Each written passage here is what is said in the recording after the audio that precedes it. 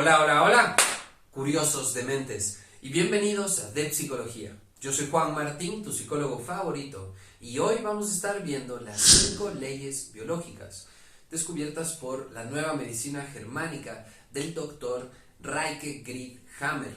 ¿Sí? Es todo el estudio de las constelaciones cerebrales y de cómo a través de la embriología podemos dar cuenta de muchos órganos que se conectan, de muchas enfermedades que no deberíamos haberlas visto como un problema de un órgano, sino un problema de un sistema que tiene una solución de sistema.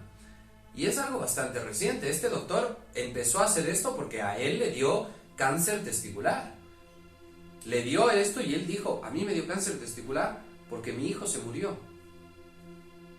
He visto pacientes que tienen tensión y resultan hipertensos. Entonces empezó a ayudar a otras personas, empezó a ayudar a curar el cáncer. O sea, imagínense lo que les estoy diciendo. Intentaron silenciarle, intentaron quitarle la licencia de médico, intentaron hacer un montón de cosas. ¡Demonios, Doc! ¡Eres realmente un genio! Por eso lo traemos ahora a acotación. Imagínense de lo que estamos hablando. Una nueva medicina que vea al ser humano de una manera integral. Una nueva medicina que vea al ser humano como alguien que en su embriología, en el momento de estar como feto en la panza de la madre, ahí vive todo lo que ha vivido toda la humanidad, toda la vida, toda la especie como vida en el planeta Tierra, en toda la evolución, vuelve a suceder en 9 meses. Partes del mesodermo, del endodermo, del ectodermo, son partes del cuerpo después. Entonces también vamos a ver cómo de la embriología va desarrollándose esto, porque el cerebro reptiliano después tiene una capa por encima, y también entender cómo podemos nosotros tener una mejor salud integral. Quédate hasta el final del video y descubriremos cuáles son las 5 leyes biológicas.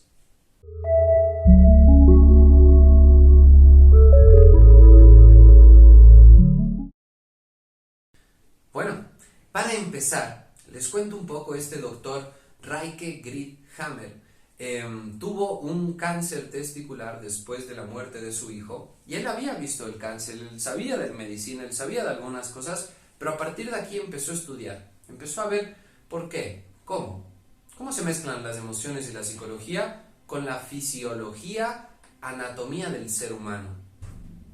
¿Por qué? Cuando uno tiene una situación de estrés y te persigue un león, puedes activar la adrenalina y puedes activar estas cosas. Pero ¿por qué estas mismas cosas están siendo activadas sin que te persiga un león?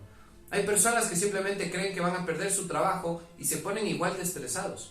Y los procesos psicofísicos que se activan, pues van a hacer que las constelaciones cerebrales activen un proceso, activen otro, y crean que uno está siendo perseguido por un león. ¿Por qué? Porque uno está estresado. Porque uno categorizó esto como una amenaza. Pero no es una amenaza inminente. Es una amenaza que ahora, pues bueno, me estresa quedarme en mi examen, me estresa ir a esta reunión familiar, me estresa esto del trabajo y tal. ¿Por favor qué? ¿Por favor qué? Me tomaron el pelo, se burlaron de mí, nadie me respetó. ¿Pero qué es esto, Dios mío? Pero el cuerpo humano simplemente lo codifica como una amenaza de vida o muerte y va desarrollando procesos psicofísicos que después nos enferman y decimos, ¿cómo terminamos en esto, no? Bueno, todo esto fue un poco descubierto porque en embriología, cuando un espermatozoide se une con un óvulo, hay adentro un montón de materia, hay en el medio materia, hay afuera materia, y curioso, la materia de adentro después arman tus órganos de adentro. La materia de afuera arma después tus órganos de afuera, como la piel, cosas como el pelo o las uñas. Entonces, ¿por qué después el cerebro tiene un tronco cerebral, tiene una capa que le protege y después tiene una capa mucho más superior? Y todos los órganos que están conectados con la parte interna de tu cuerpo están conectados con el tronco del cerebro. No lo mismo con la parte más de afuera del cerebro, que trata procesos más racionales. Esos se ocupan de la piel. Entonces, por ejemplo, si es que yo quiero alejar a esto psicológicamente, o quiero, digamos, que no esté en mi vida, desarrollo una alergia en la piel para poder separarme de esto también. Se va conectando un poquito todo, ¿no? Les dejo también algunas imágenes para que ustedes vean en embriología de qué estamos hablando. No les voy a explicar a profundidad qué órganos vienen del endodermo, pero sí que sepan que todo el sistema endocrino viene de eso, endocrino, endodermo. sí vamos a entender que todo lo que estamos viendo aquí es un resumen, ¿no? Es una simplificación de algo que puede ser un estudio de un seminario. Así que si es que a ustedes les interesa y quieren profundizar, avísenme y yo hago un video mucho más científico, mucho más a profundidad. Ok, polilla. Pero por ahora quiero que ustedes entiendan a manera general qué es esta nueva medicina y cómo les puede ayudar a ustedes a sanarse o a propagar la salud en otros. Vamos directamente con los descubrimientos, con las 5 leyes biológicas. La primera ley dicta que se activa el cuerpo, es la ley de la activación, ante una amenaza si es que uno la codifica como amenaza. Es decir, si es que tú tienes una perspectiva positiva del mundo, tú tienes una personalidad segura, probablemente no te sientas tan amenazado allá afuera. Pero si a todo lo que tú ves allá afuera lo activas como una amenaza, entonces pues te vas a ser afectado mucho más. Why are you running? Why are you running? ¿Cómo sabemos si es que es una amenaza o no? Pues en el momento en que vives esta experiencia, ¿acaso la sientes demasiado intensa? ¿Acaso la sientes de una manera sorpresiva que salió de la nada? No pudiste digerirlo, no pudiste procesarlo, no es que estuviste preparándote para este momento, no. Intenso, sorpresivo y te deja en un estado de total, no aislamiento, pero en un estado de total desesperanza. Sientes que nadie te va a ayudar, te sientes aislado, solito, porque nadie te puede ayudar y tú tampoco puedes ayudarte y no sabes qué hacer y cómo vas a sobrevivir. Suena como algo súper complicado, ¿no? Pero por ejemplo, te lanzo un balón de fútbol a tu cara. Hay muchísimas personas que ven al balón de fútbol y no lo interpretan como una amenaza. Lo ven simplemente como algo divertido, cabecean el balón y se fue. Ahora, hay otras personas que les ves que viene un balón a su cara, la persona grita, se paraliza, no sabe qué hacer, no se mueve del camino, ¡pac! Le golpea la bola en la cara, grita, llora, un montón de cosas, ¿no? Si hubieras puesto fuerte, si hubieras cabeceado y tal, capaz no te dolía y tanto, pero justo, ¿no? Fue una sorpresa. Te dejó en desesperanza, te dejó en aislamiento. Entonces, todas estas cosas hacen que esto sea un trauma. ¿Qué significa un trauma? En psicología, un trauma es esto, algo que te desborda, que no estabas preparado y que te dejó sin poder procesar lo que sucedió. Pero también en medicina, un trauma, si te golpeas y te queda aquí morado, el golpe en sí, eso es algo, un trauma.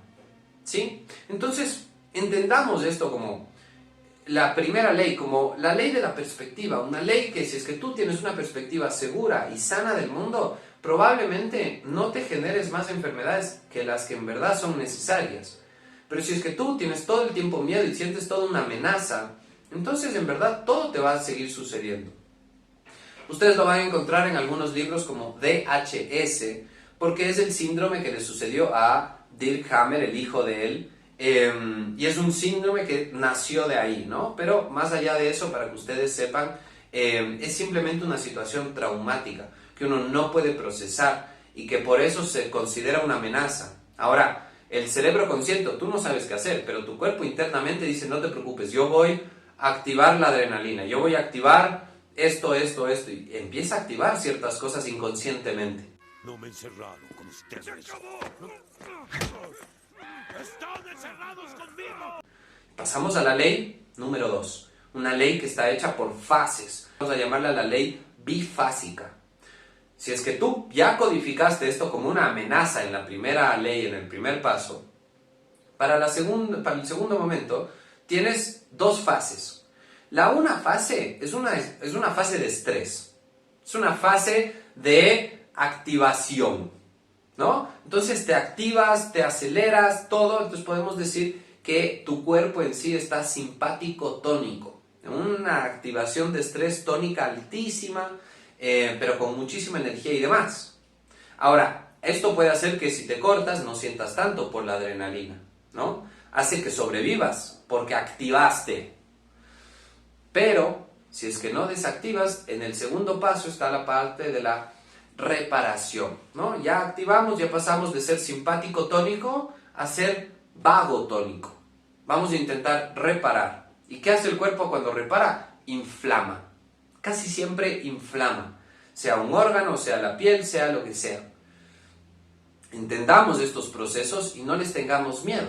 Y eso va a ayudar a que se baje el proceso y digamos vamos a recuperarnos, va a estar bien, ya pasó lo que tuvo que pasar, ya está inflamado, podemos ahora repararnos. La única decisión posible es qué hacer con el tiempo que tenemos. Y esta fase de la reparación también se divide en subfases. ¿Por qué les digo esto? Porque en la segunda fase, en la fase de la reparación, podemos subdividir esta fase en 3 fases, ¿sí? Tienen que ver con la crisis que se está viviendo, tienen que ver con el conflicto. Entonces, en las traducciones se pone como conflictosis A, epicrisis, conflictosis B, estos 2-3 pasos, pero nada más para que ustedes sepan, es una forma en la que nosotros los profesionales de salud lo dividimos para que sepamos también, si es que vienes con este síntoma, yo sé que estás en una epicrisis, no estás en la conflictosis A. O si es que es algo mucho más estable y duradero, tal vez estás en la conflictosis B, pero los síntomas ya hablan un montón de en qué momento estás. Entonces, estas fases es bastante complejo, pero para que ustedes entiendan las 2 primeras fases, fase de activación, fase de reparación, fase de estar a full con el estrés, simpático tónico, y segunda fase de estar vagotónico, reparando, inflamando y curando, ¿no? El miedo altera mucho esta fase. Si tienes demasiado miedo, tal vez sigue inflamado y no se desinfla. Ahora, si es que en la primera fase, si es que eres seguro, tal vez ni siquiera lo sientes como una amenaza. Y decir al enemigo que puede tomar nuestra vida, pero jamás nuestra libertad. Bueno, para la tercera fase, aquí sí mezclamos todo lo que es la embriología. ¿Por qué este tejido se mezcla con este tejido? ¿Por qué en algún momento de la evolución en el vientre de tu madre, tu ano y tu boca eran el mismo agujero? Y después se fue haciendo como esta serpiente y demás. O sea, ¿qué tiene que ver con qué? ¿Y por qué el cerebro, el tronco del cerebro, que tiene más que ver con las emociones, puede afectar más a los órganos endocrinos de adentro? ¿Y por qué los procesos racionales de afuera pueden alterar más a la piel o a los pelos? Esto lo vamos entendiendo en la embriología y vamos viendo cómo todo se mezcla. Y al mismo tiempo en la evolución del feto, pues todo se resume en términos de evolución. Entonces, si tú tienes un problema de hígado, no tienes que ir y curar el hígado, no, tienes que curar todo el sistema endocrino. ¿Por qué? Hemos visto que muchísimos hombres, por ejemplo, cuando sienten que no van a proveer alimentación, cuando sienten que no va a haber alimentación y van a pasar hambre, estadísticamente los cuerpos físicos casi todos activan un proceso de empezar a hacer tu hígado mucho más graso. ¿Se imaginan esto? Tu hígado, solito, empieza a hacerse más graso y empieza a recoger grasas y no botarlas. ¿Por qué quisiera un hígado ser un hígado graso? Y porque ya sabe que va a venir una época de hambruna y que va a pasar hambre, no va a haber alimentación y tal vez estas grasas nos hacen bien en este proceso. ¿Por qué nadie me lo dijo? ¡Ay, debo haber parecido un idiota! Entonces, en la antigüedad esto era positivo. Ahora, ¿qué pasa con hoy en día cuando un hombre no es que siente que no va a generar alimentación, pero tiene miedo constante porque siente que va a perder el trabajo y no va a poder proveer alimentación a su familia? Estadísticamente, la mayoría de hombres que sienten que no pueden proveer para su familia empiezan a tener un hígado graso. Porque el hígado está empezando a preparar vacas gordas para época de vacas flacas. Impresionante. Entonces, sí tenemos que entender qué es el endodermo, qué es el mesodermo, qué es el ectodermo, qué viene de qué, cómo están conectados y cómo conversan uno con otro. ¿Por qué? Porque ahorita hay unos estudios, uno de los últimos estudios en cáncer, por ejemplo, dice que todos los tumores que tú tienes en el cuerpo cancerígenos, los tumores tienen neurotransmisores que pueden hablar y pasar información de uno a otro para poder estar en comunicación con el cerebro. Estar en comunicación, o sea, el cerebro está en constante comunicación con todos los cánceres que tiene en el cuerpo y los hace o los deshace. Manda y retira órdenes e información. Entonces, vamos a prestar más atención qué órdenes y qué información estamos procesando en el cuerpo y cuáles son las consecuencias de esto.